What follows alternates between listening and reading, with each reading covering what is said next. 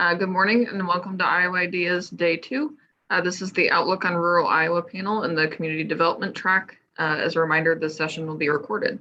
Before we get into our discussion, my name is Marissa Payne. My pronouns are she, her, hers, and I'm the Gazette Cedar Rapids government reporter. I'll be the moderator for the session. So I'll have panelists go around and introduce themselves as well. I'll just start with whoever's first on my screen here. So I see Troy here first, so you can start us off. Well, thank you, Marissa. It's a pleasure to be here. I'm Troy Weary. I'm the Regional Manager of Local Government Community Affairs for ITC Midwest. I'm also on the Iowa Rural Development Council Invest Task Force. Sandy, you're up next. Great. Good morning. Thanks, Marissa. Well, I work as a contractor these days for the Iowa Farm Bureau as I try to retire, and have been working there with their Renew Rural Iowa initiative for quite some time, and also co-chair with the Lieutenant Governor, the Empower Rural Iowa initiative, and have served as the past chair of the Iowa Rural Development Council. Thank you. And Liesl. Good morning. I am the Rural Community Revitalization Program Manager within the Center for Rural Revitalization at Iowa Economic Development Authority, which is quite a mouthful. Also manage the Governor's Empower Rural Iowa initiative, and I'm on the exec committee for the Rural Development Council. Great. Well, thank you all for joining us today. Yeah, so I think you all are in for a treat because these folks already, know each other pretty well and work closely. So I'm anticipating a lively discussion.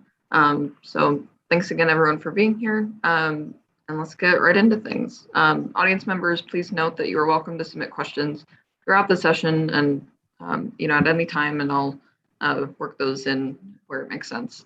So just to give a quick overview, we'll be talking about connectivity through broadband, continued creative development and redevelopment through application of new programs, reimagined services and practices in rural Iowa.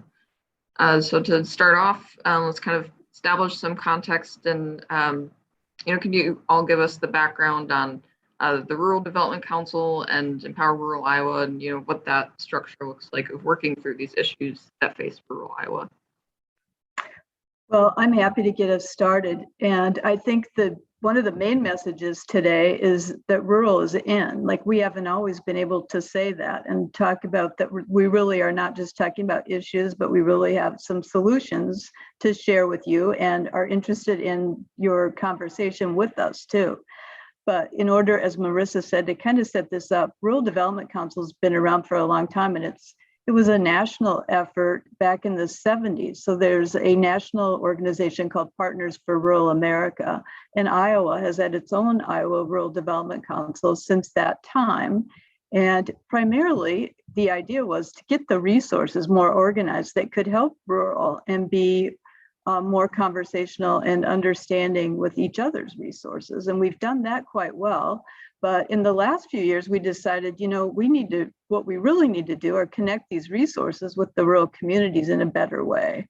So that's been our effort over the last 5 or 6 years to really and broaden our effort. As far as resources, we were pretty much the public, the state and federal types of resources that could help rural that we're talking together. And now we have some privates that we're going to hear from, how important that's been when we hear from Troy, to get those private rural stakeholders involved in the work of the Rural Development Council.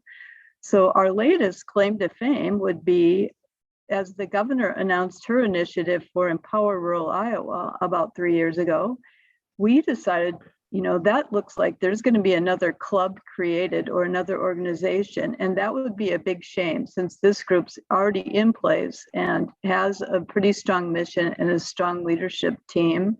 We need to get in there and chat with her and make her aware of the work that we're already doing.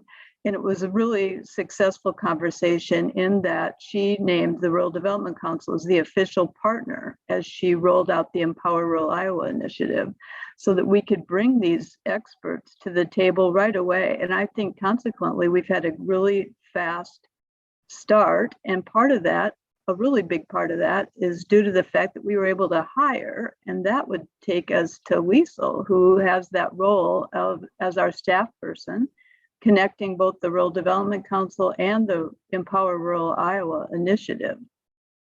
So maybe we just roll to her, unless I'm interrupting Marissa's comments. No, feel free to go ahead.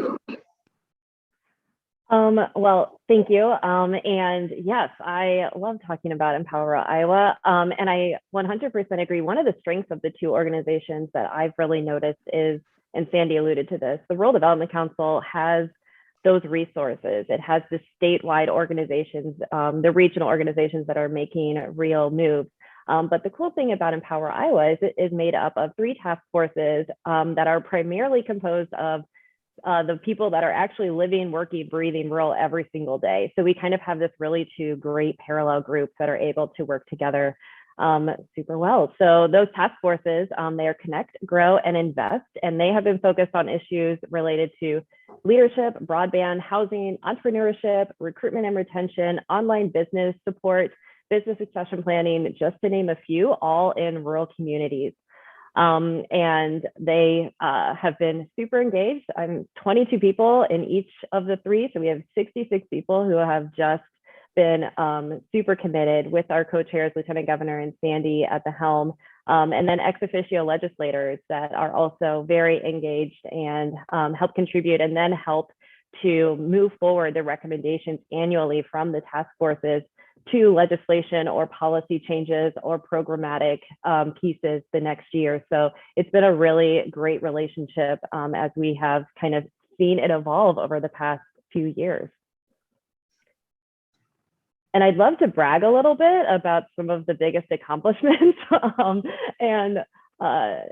One of them being the Center for Rural Revitalization. So before I was hired, the task force met for a whole year. And one thing that all 3 of them said was that we really need a kind of points person in state government. There's a lot of things happening related to rural, a lot of programs related to rural, but there wasn't really a good go-to. So the Center for Rural Revitalization was created to be that go-to person. And that is me currently, with the opportunity to grow in the future. So I think that's been a really big outcome. As on top of that, we have 5 grant programs now that are all direct outcomes of Empower Iowa. And not to do a shameless pitch, but 4 of them are currently open and accepting applications. So we have the Rural Innovation Grant, Rural Housing Assessment Grant, Rural Return, and Rural Leadership Grant, and the Rural Child Care Market Study Grant. I think we'll get into those a little later, but that's been a really big outcome. And additionally, to support existing leadership programs across the state, we are about to have our 2nd annual Rural Leadership Exchange Program, which is essentially an opportunity for existing programs to come together, learn from each other, discuss best practices, ask questions, and just really have a healthy network of support for that kind of programming across the state. And then a boot camp the following day for communities interested in starting their own program. So just a little teaser of all of the things that the Empower Iowa task forces have accomplished in just a few short years. Great, thank you. And I believe we do have Mark, our 4th panelist, here with us, not on video, so we won't be seeing his face this morning, but we will hear whatever he has to say. Mark, if you'd like to introduce yourself and add anything. Yeah, thank you. I was having some computer problems this morning, so I'm a little late, but I appreciate the opportunity to be here. I'm Mark Reinig. I, as a day job, am the Economic Development Program Manager at CIRS, the Center for Industrial Research and Service at Iowa State University. And as what I'm here today is I am the chairperson of the Iowa Rural Development Council. And I also sit on one of the Empower Rural Iowa teams, the Invest group. So I'm greatly involved with what's going on. And I'd like to talk about the Iowa Rural Development Council. We have reconstituted the Iowa Rural Development Council about 7-8 years ago. And in doing so, we look at how we can do impact around the state of Iowa and how we can bring partners and members into the organization and then present back out to our organization, which is over 230 strong of members, of what we can do for programming. Just this last August, we hosted our 5th Rural Iowa Summit at the Kirkwood Hotel, and we had over 230 participants, and we had 60 communities represented. And that was a great turnout, especially during COVID times. Our other ones that we previously had were in Jefferson and Grinnell. We had rural leaders from all over the state, and we also started to come up with a program where we honor rural leaders from across the state and our rural heroes. And those individuals have made a difference in their community or region through leadership, innovation, or accomplishment. So those, we had about 12 from all corners of the state, and that was exciting to have that happen during the session. At the Iowa Rural Development Council, some of the more important things that we're focused on is entrepreneurship, is broadband, as Troy's probably mentioned or will hear. We look at a lot of different things as we go through. We look at childcare, we look at what's affecting main streets in our businesses. And we try to bring a lot of those things into what we're doing. Through this whole process, we also have monthly Zoominars that we have. And our monthly Zoominars can contact or reach upon many different things that we look at. Over the last few months, we've looked at cybersecurity basics for small organizations. We've had workforce and what we're doing at Sears with the iWin programming with Ron Cox. We've had University of Northern Iowa and IEDA talk about manufacturing 4.0. And we've had experts from Kansas and elsewhere talking about energizing entrepreneurs and nuts and bolts of regular projects from around the state, from economic developers and communities of what they're doing and how successful they're doing. And coming up on next Thursday, on October 28th at 9 a.m., we're going to have a discussion concerning Governor Reynolds' recent allocation of $100 million to housing and the applicability of those funds to rural communities. So that's going to be really important. So if you do have an opportunity, go to our website and sign up, and it's free to listen to that Zoominar. So there's a lot of different things that we're doing and we're excited about, and we look forward to working with you in the future. All right, well, thank you, Mark. As you mentioned, broadband is one of the key issues. We haven't had a chance to dive deep into that yet. And for those interested, there is also a separate panel just on broadband. But to talk about that a little here, Governor Reynolds just recently announced a $200 million broadband investment through American Rescue Plan funding. How helpful will that be in speeding up goals to expand broadband connectivity in the coming years? And what are some other things that are currently working around Iowa to support broadband expansion? So do you want to take that with the Connect activities that are coming through Empower? Well, I mean, we could not be more excited about the fact that this additional funding has come forth. The Connect Task Force has been kind of at the helm of working on the existing broadband grant program since the beginning of Empower Iowa. They have helped to kind of tweak and hone the program to make it as powerful as possible, and also to really get at the goals of what the intent of the program was. So they have kind of slowly been making changes to the program over the past few years. They've had slow increases in funding, but as we all know, it wasn't really until this year that we saw that really major investment that we're super excited about. First, the $100 million, and now the additional $200 million allocation. So we just could not be more excited about that. Our task force members, a bunch of them are providers and have been really pivotal in discussing exactly what the needs are for their areas, to discuss the different types of service that is needed, the impacts. We have learned from everyone from, healthcare to ag and everyone in between, on what they are needing, what they are seeing in their areas regarding broadband. So now we're just working on, getting it out there. I really think this next couple of years is going to be huge for kind of connecting those final acres, those last miles, those hardest to reach places. It's really cool if you look at the map from the first 100 million that was allocated. It's those areas that are the hardest to reach that received a lot of that funding. So anticipating this next 200 million to just go even further.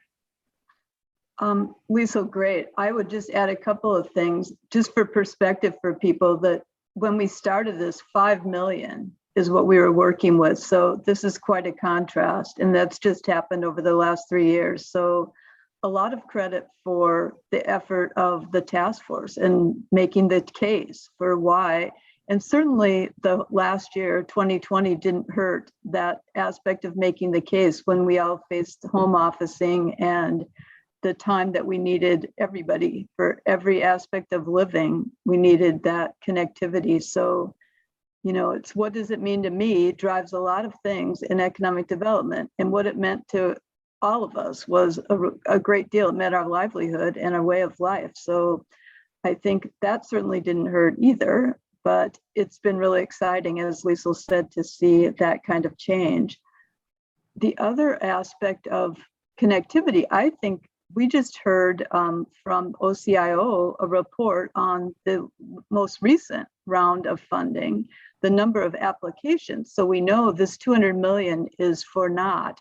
There really was quite a lot more demand than resources. So I think definitely made the case for why the governor would have chosen this effort to put the 200 million toward. And, I think that says a lot right there. This is Mark again. I was a little remiss. One of the main efforts that we've looked at with Iowa Rural Development Council too has been affordable housing and the housing dilemma that's out in rural Iowa. And so we helped establish a rural housing assessment program that's run through IEDA and with assistance with Iowa State University, where we assist communities in doing assessment of their housing needs. So that's one of the other items that we look at.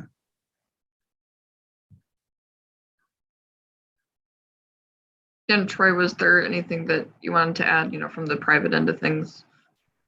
I would just say that, the things that Sandy, Liesl, and Mark have mentioned, and just kind of tying everything together, and maybe they could elaborate a little bit more, is those 3 individual task forces are making recommendations that then go, to shaping policy. And that's how these outcomes have happened, with input from a diverse background and sectors on trying to advance these policies. And so, it's great to see these things and the recommendations be put into place. And Liesl, Sandy, maybe you could elaborate on that. Just the work of these task force has shown results. Sure. Yes, I think I did allude to it, but I should probably explain a little more. These task forces each meet individually, usually starting around July monthly. Combination before COVID, we always met in person in different rural communities around the state. Then COVID happened, and now we do a little bit of a hybrid of virtual and a few in person. But they meet monthly from July until about December. And they hear from a variety of experts on the topics that they are focused on. So whether it is, broadband, housing, entrepreneurship, what have you, they hear from the experts, they hear from the people living it. So we get examples from communities to understand kind of what the needs are, what the gaps are, how the state can maybe support those different efforts. And then they develop recommendations, and those recommendations can be new programs. It could be changes to existing programs, policy changes. There's been a wide variety of recommendations over the past 3 years. Those are all in a report that you can actually, if you want some light reading, they are on the Empower Rural Iowa website, the reports from the last 3 years, and presented to the governor every December. And then she then takes them, and we had, I think 2 years in a row, we actually had an Empower Rural Iowa bill that was passed unanimously both years. I believe last year there were only changes to the broadband grant program, so that was handled a little differently. But overall, the Empower Rural Iowa recommendations have been supported on both sides of the bench. So we've been super successful. We are addressing issues that impact everyone in a really positive way, and it's been so multi-collaboration, private, public, multiple state departments, individual communities. It's been a really powerful experience. So things like the grants, those are super tangible ways to see results, but we've had little things too. We've had eligibility changes to some existing programs that help to broaden the scope so that we're actually helping the people that are impacted by that program and needing that program. We've had kind of worked on different partnership opportunities and making sure that our resources are being shared in an effective way so people are aware of what is going on. So there's been kind of multiple levels of things at work, but it's been really interesting to see. And again, I would recommend looking at the reports because it really is kind of the laundry list of all of the different things these task force members have looked at and given advice on, and then help with implementation. All of the task force members, they volunteer to be on the grant review committees, they volunteer to help develop these programs, they volunteer to help run some of our in-person events. So they are super involved people that I'm very happy to have because, like I said, I am kind of a one-man show in the Center for Rural Revitalization. So to have all of these people who are super involved in their communities, have really impactful jobs, then to also be volunteering to better rural Iowa across the state is just very meaningful. So it's a great group and exciting work that's happening. I would just add to that, Liesl, the fact that what you alluded to is the rolling up the sleeves theme. This is not just a think tank. These people really do dig in, and especially this third year. Our first 2 years, we really had to figure out what are the things that we could impact, what issues of rural communities could we really affect change. And I feel really fortunate to have been working with this group that really has worked to the point of action in a really big way. One example I don't think we've mentioned is coming up next week. Our GROW task force worked last year on an exchange. Leadership programming and strategic planning at the local community level is essential for this change and these solutions that we're talking about. And last year, we learned that Association of Business and Industry, ABI, years ago did have an exchange for existing leadership program leaders, kind of train the trainer sort of event. And it was well received, but somehow, evolved and dropped out of their programming.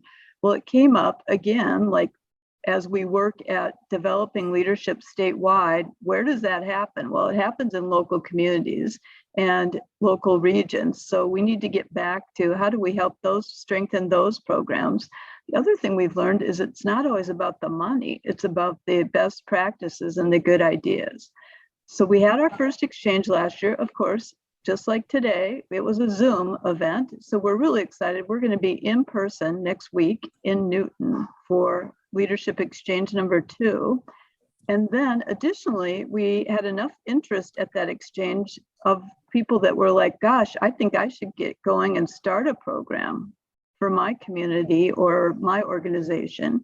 So we added a boot camp. And even though I said it's not about the money, we did incentivize through Empower Rural Iowa grant funds, a new boot camp and an opportunity for new programs to get started. So that's next week. And so following the boot campers will also be at the exchange and learn from those existing programs, and they will have mentors for their boot camp to help them along. They will leave with a program, an outline of a program that will be developed. So again, a great example of really trying to build that grassroots leadership effort, which, speaking of which, that would take me back to Troy, because one of our other exciting efforts through Rural Development Council has been a partnership with ITC Midwest, and we call that the Power of Connection Community Grant Program. Well, Sandy, I guess you teed that up. Marissa, maybe I should start with the why. Liesl, Sandy, Mark have done a nice job. And when this got off the ground again 3 years ago, I had a coworker, Tom Peterson, who was leading our public affairs group, see the opportunity for this group and the synergy that came together. And Tom took another role in the company and sort of a natural transition for me. I had the fortunate that I had known Sandy and Mark for a long time in my career. And so why would I not want to join these peers and friends? And so it was a natural fit. On top of that, I had a boss at the time that challenged me to come up with a way to find gaps in economic development, our community outreach. And so reached out to our friends at the Iowa Rural Development Council, and really it was a natural fit. I think you can tell the energy and passion that's here. So their mission, philosophy, policy matched ITC's as well as our footprint in our community. So it was a natural fit for that. And we put our heads together really to try to find out where those gaps are. And that's how the genesis of the Power Connection program came about. So it's for communities under 10,000. We give $5,000 grants, and it's for a variety of things, but mainly I want to concentrate on those objectives. There are three. We want to provide technical assistance and potential for grant funding for the rural communities. We want to make use of existing resources, expand leadership opportunities to plan strategically, and enhance the umbrella of the Iowa Rural Development Council and make sure that we take advantage of that coordination and collaboration of the 100+ entities who are members of that council. So what that's led to is really bringing, that 100 people. We have a real subset of experts depending on the issue. And if a community reaches out, we can put a SWAT team together of experts and help address those issues. And what I've found in participating in those is you can really start to answer some of their questions. And if they do reach it to getting that $5,000, it's really seed money, Marissa, in that gap. So once that they can have that plan put together, it starts to attract more funding, eligibility for more grants, and it's really the genesis for getting those projects off the ground. I could give a couple of examples, like in St. Ansgar, it was to expand housing and serve other community development. In Mount Air, it was to help a gap in the 0 to 3 childcare and helping get that off the ground to support the community, businesses, and it employed 7 to 8 more people. And lastly, in Clayton County, we launched Engage Young Adults and Young Families, encourage them to play, work, and live in Clayton County. So, there's just a variety of options available. And we've really, really appreciated the collaboration and the unity we've had with our Rural Development Council to help our communities that we're privileged to serve. Yeah, well, thank you. I do want to move into some audience questions because I know some people have been waiting patiently for me to work in these. So I'll get into those, starting off with, we can talk about Iowa's, population shifts toward urban centers in the last decade, as the recently shared census data shows, in away from rural areas. So what impacts can we expect there, especially in regards to workforce, and how can communities make systems like healthcare, education still viable as rural communities see their populations dwindle? That sounds like a Mark question to me when we talked about workforce and how that looks, because I know that you are working with that a lot.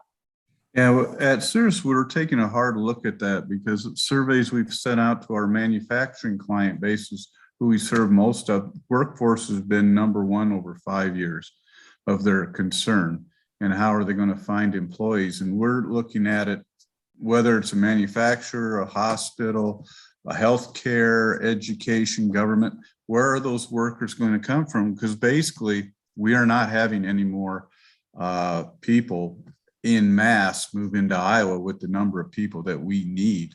Estimates are around 150,000 people here by next couple of years. Those people are not going to be moving into Iowa. So how do we do more with less? How do we look at different areas of the workforce? How do we look at automation within our factories and processes, and improve processes and those type of things within all of our systems. How can we be more efficient?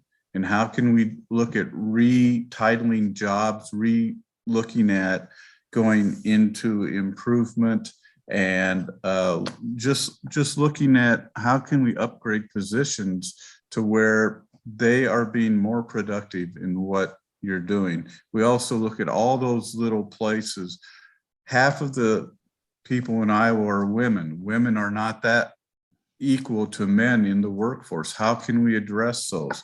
Childcare is one of those things. Childcare is a barrier to younger women coming into the workforce, into the families, to have two-person families or even a one-person family being able to work and have that job. Having childcare available is something that's very important. So there's a lot of issues, but those are all things that, as you look at it, filter right back down into what we're looking at, whether it be through Empower Rural Iowa or the Iowa Rural Development Council. Those are issues that we are trying to address as we go forward.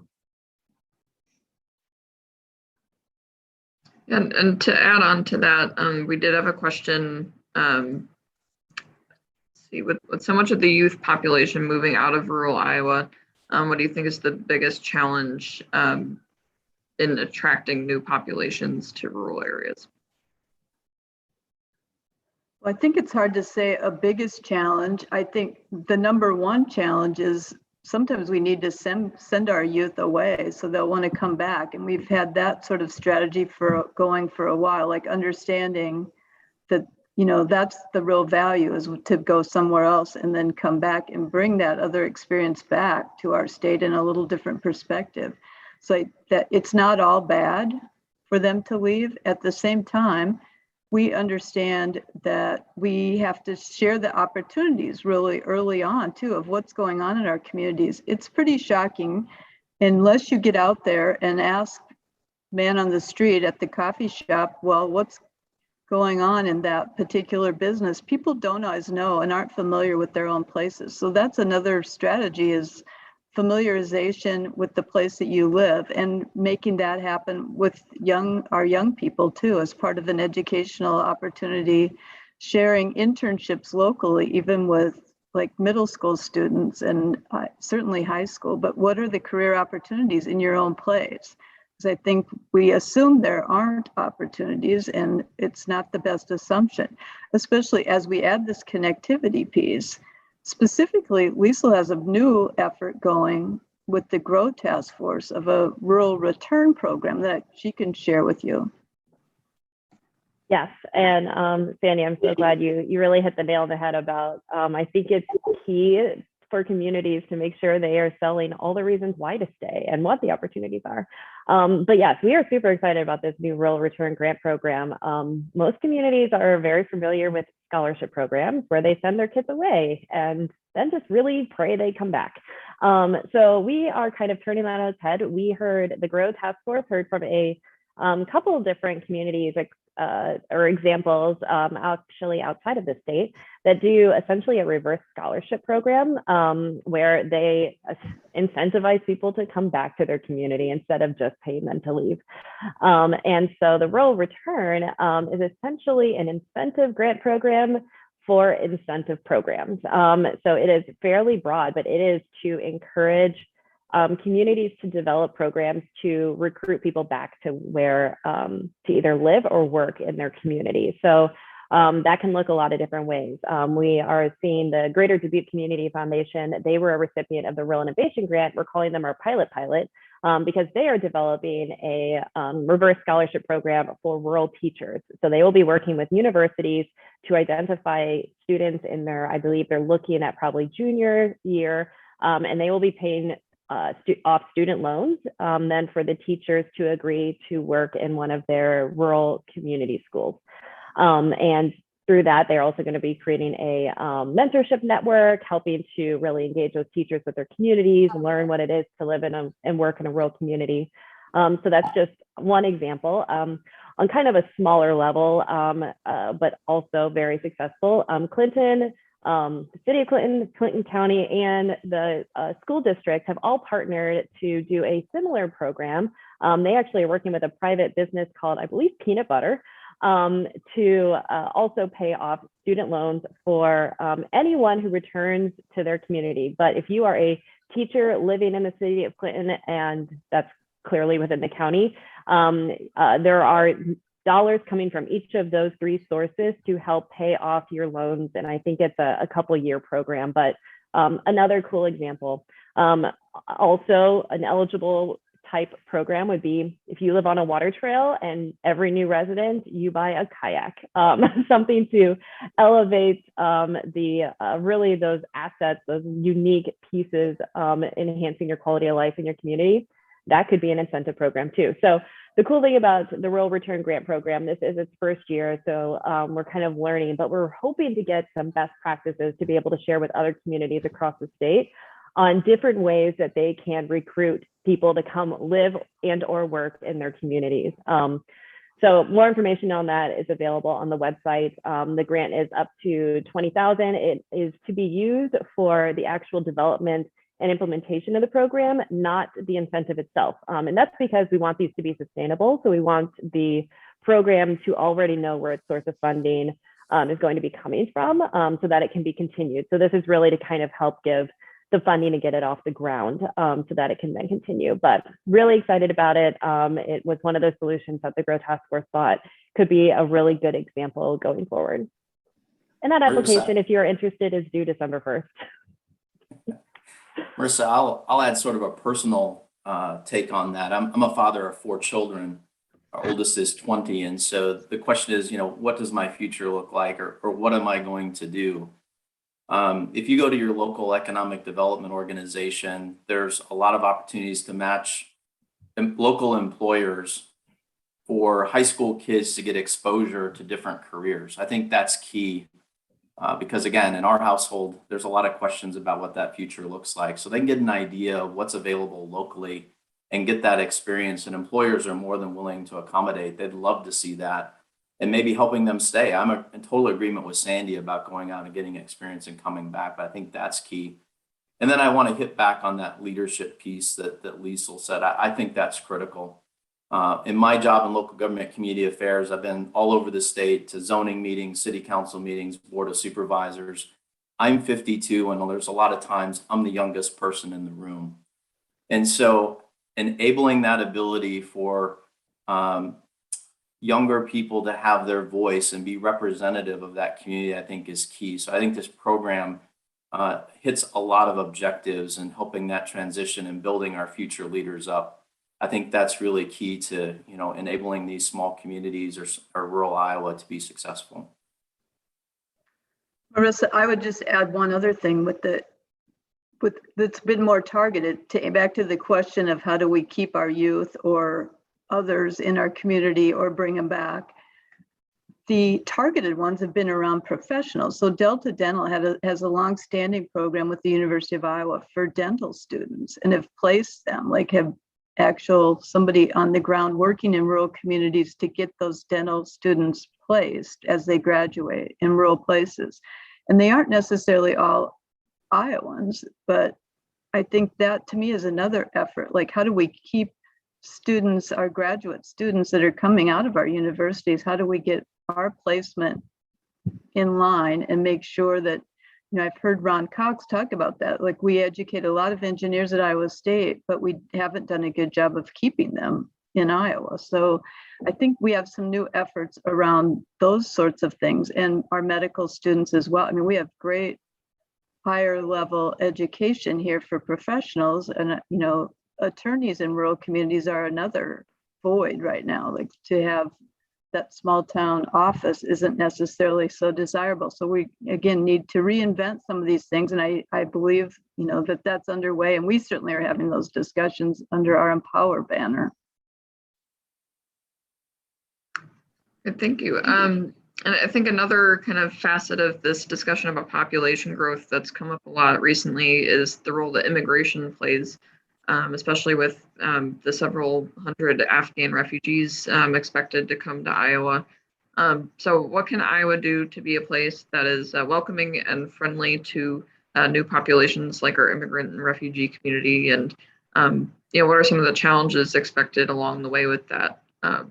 Things like our affordable housing shortage come to mind, especially, being in Cedar Rapids, we see that after the trade show. Liesl, do you want to comment on our last meeting that we just had where we're exploring the welcoming community effort? Sure. Yes, I mean, that timing is perfect. And I will say we don't have a solution yet, but the GROW task force has seen both in their discussion about recruitment and retention, as well as leadership development, the significance of being a welcoming community. And that's for everyone. I mean, you talked about necessarily immigrants and changing demographics, but we have a lot of rural communities that aren't necessarily even super welcoming to, the maybe out of towners that prefer to live in a rural community off of an urban center. So it's kind of becoming a welcoming community overall. And we heard from a couple of different experts. We had someone from Embark who talked about the work that they are doing with refugees or immigrants to the area, both in rural and urban. They work in both to help support them coming into communities and some lessons learned. We also heard from ISU Extension and Outreach and some of the same type of work they have done to help with assimilation. And they also work specifically on some housing initiatives too. So there are programs out there that we can learn from. And I think that's a really key piece, is to make sure that we are sharing those best practices. I know we talk about that a lot, but that really is how we will learn, is by essentially, stealing ideas from others that were successful and creating a more welcoming state overall. So I do anticipate that conversation to continue. I believe one of the goals for the GROW Task Force for the next couple of months will be to look at the resources that are out there and see where there are gaps and where we can maybe partner with people like League of Cities. We have a representative from League of Cities on our GROW Task Force. How can we work with them so that they can then guide our city governments on how to be welcoming, to help get through those hurdles when maybe English isn't your first language, things like that. Are efforts that GROW is looking at, a bunch of organizations are looking at, and we just need to make sure that message is being widely shared. Yeah, I would add Association of Business and Industry certainly has that interest as well. So we're looking at who are our allies as a Rural Development Council and Empower Rural Iowa initiatives. Who are the allies? Who else is working? Iowa Business Council, Association of Business and Industry. So working through those organizations whose constituency combined with our work really covers rural Iowa as well as urban too for some of those groups, but they have that. The manufacturers in Iowa primarily are in the rural, so we have to make sure that we're, understanding and working and doing a better job there. Yeah, and we have another audience question from childcare to broadband, workforce, placemaking, retention of young professionals. The key policy issues are virtually the same for urban and rural Iowa. And yet these policy priorities seem to get divisive on rural-urban lines when elected officials try to actually craft and pass legislation. Why is that, and what can we do about that? Well, my perspective is we're doing it, and that's been the beauty of Empower Rural Iowa, because we have folks from all walks of life, and that legislation is passed unanimously. So I think we're doing a lot better job. I certainly have lived through those discussions in the past, urban versus rural, to the point of we used to not even be able to say rural for community development. We couldn't have rural community, we had to just say it's all the same. Yes, a lot of things are the same, but a lot of things need some special attention for rural, and that's what we have going on. And it seems to be highly supported and recognized by the legislature right now.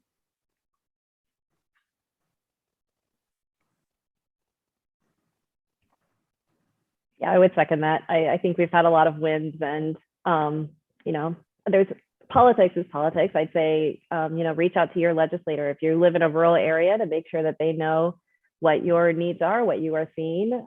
That's really just keep keep them in the loop. They want to hear from you. So that's kind of the political side of things recommending, but we've had some real rural wins over urban. So sorry, urban, but like workforce housing tax credits, there's huge backlogs for both of them a few years ago, and the small city set aside actually got paid off first and started the competitive application round before the urban was able to. So, and that was actually an Empower recommendation because we know workforce housing is such a challenge. So there have been some real rural wins in the past few years that I think is making a difference in the communities, and ultimately, you know, the whole state benefits when all communities are strengthened. So the goal here is we don't have to fight each other. We want everyone to be successful.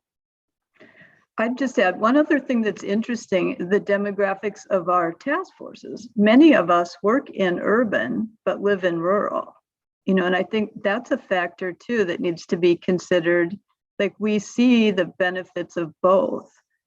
And I hear that more and more. I think people used to be ashamed to say, I live in a rural place, you know, well, that's not the case. Now people are leading with, I work in urban, but I live in rural.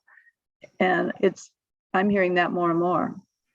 And we've actually seen where the term bedroom community is actually a plus, because if people are choosing to live and sleep in your community, that's where they want to be. So that's actually like, you are doing something right if you are a bedroom community. So that's nothing to be ashamed of. That's something to be proud of. Like, hey, people chose this community to live. So I'd say let's elevate that. Great, thank you. And I know we've kind of just touched on this a little bit, you know, throughout our session, but you know, to talk about the ways that communities are strengthening their leadership and, you know, what role that's playing in their successes. What are some of the models around Iowa and the success stories that we're seeing from specific communities around the state? Sandy, I I love can talking. maybe. Yeah. Oh, go for Right. it. No, Go. Leadership. Liesl, I'll let you have your leadership piece, but one thing we haven't touched on that I think hits everything is entrepreneurial support, business transitioning support. I think that leads into leadership. And so, Marissa, you asked for kind of a good example, and be the Okoboji Entrepreneurial Institute.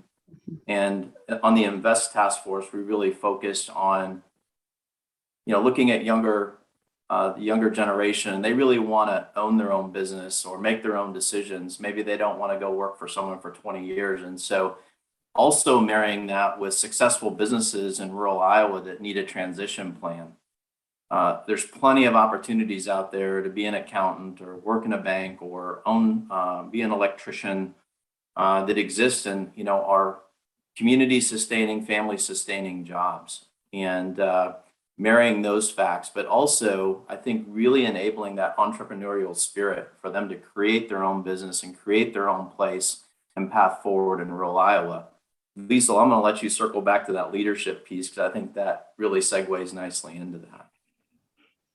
I agree. And I mean, we can look at leadership in multiple different lenses, but the key is the communities that in rural Iowa, and any community that are thriving, it's not population size, it's truly the leaders at the helm.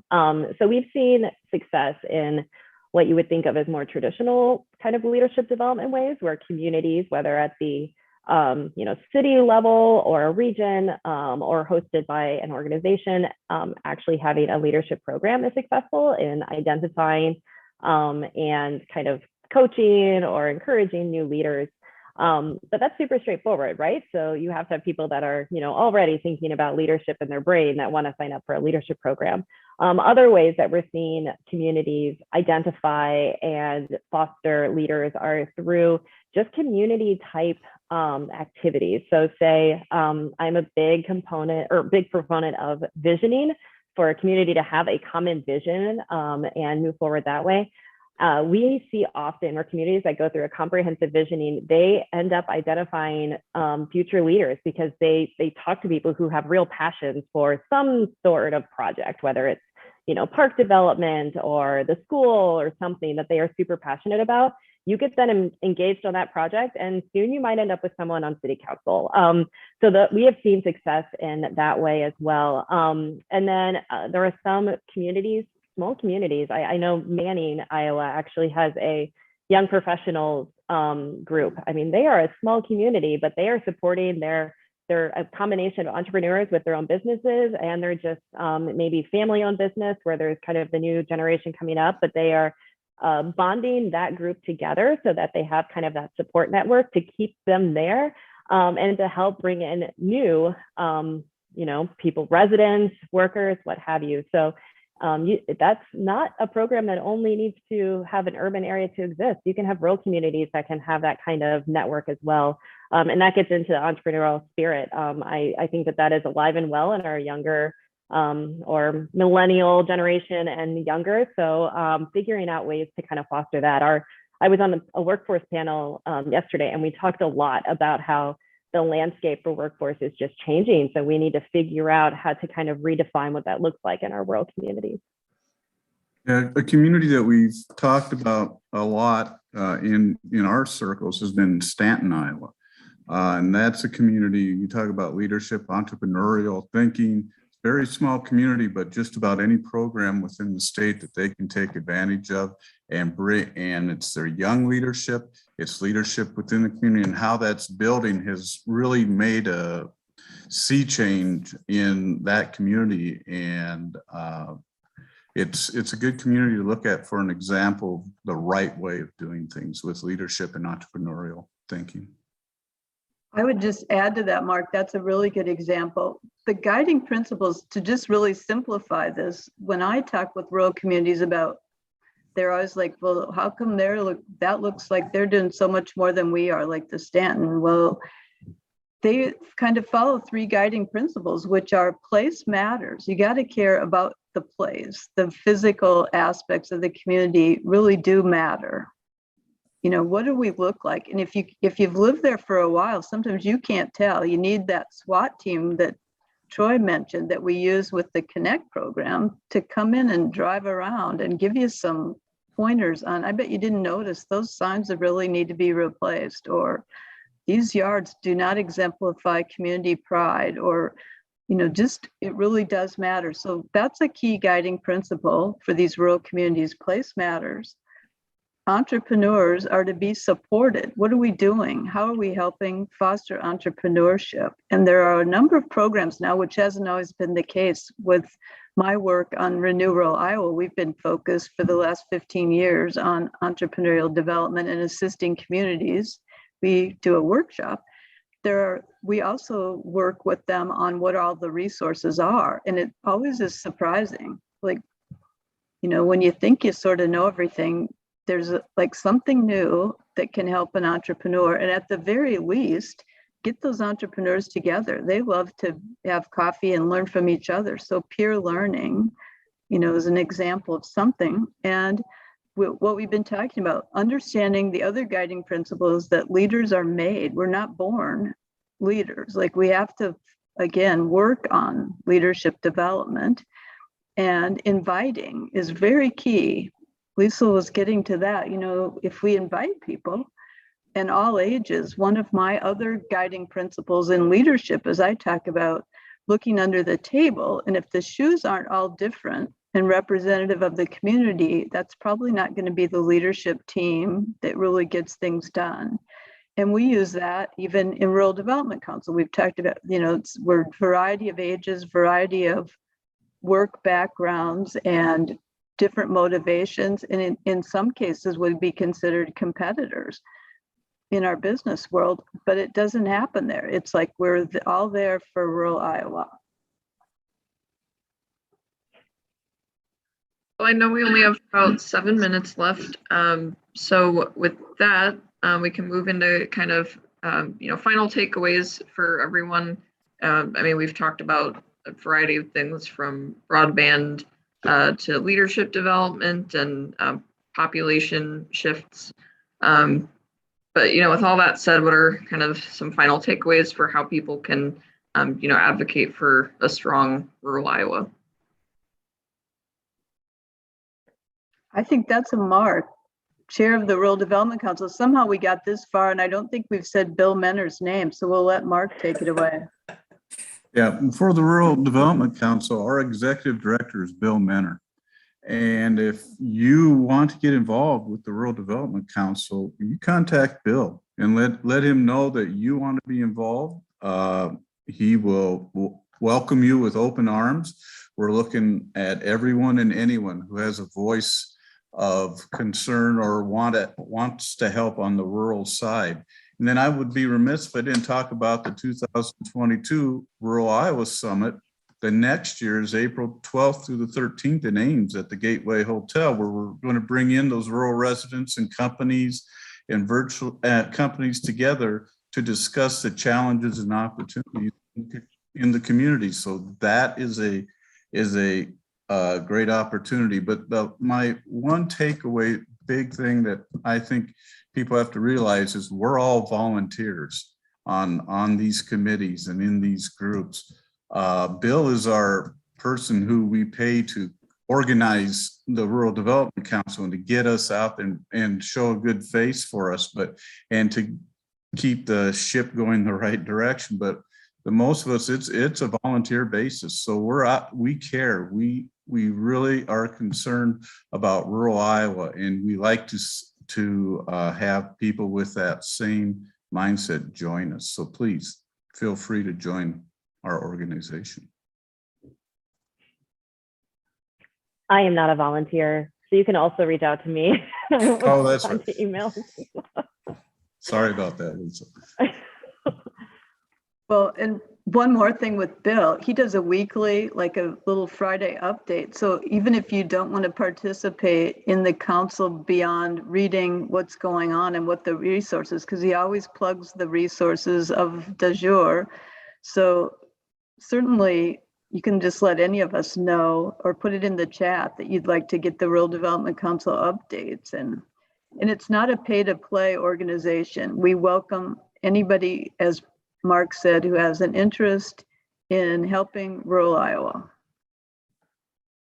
Marissa, you asked about how do we become more welcoming, and I think all three have just touched on that fact that you start by all are welcome, and then how do you get engaged? And so with that theme of all are welcome, please join us. We don't have all the answers, but I can tell you from my experience on the private sector, I become better educated, better informed, and engaged in this process. And I think, I'm a product of rural Iowa. I grew up in Ida Grove, Iowa. So, as the phrase goes, the boy left Ida Grove, but you can't take Ida Grove out of the boy. So this is a great organization, and people are passionate about shaping what rural Iowa looks like. So come, be engaged, get involved.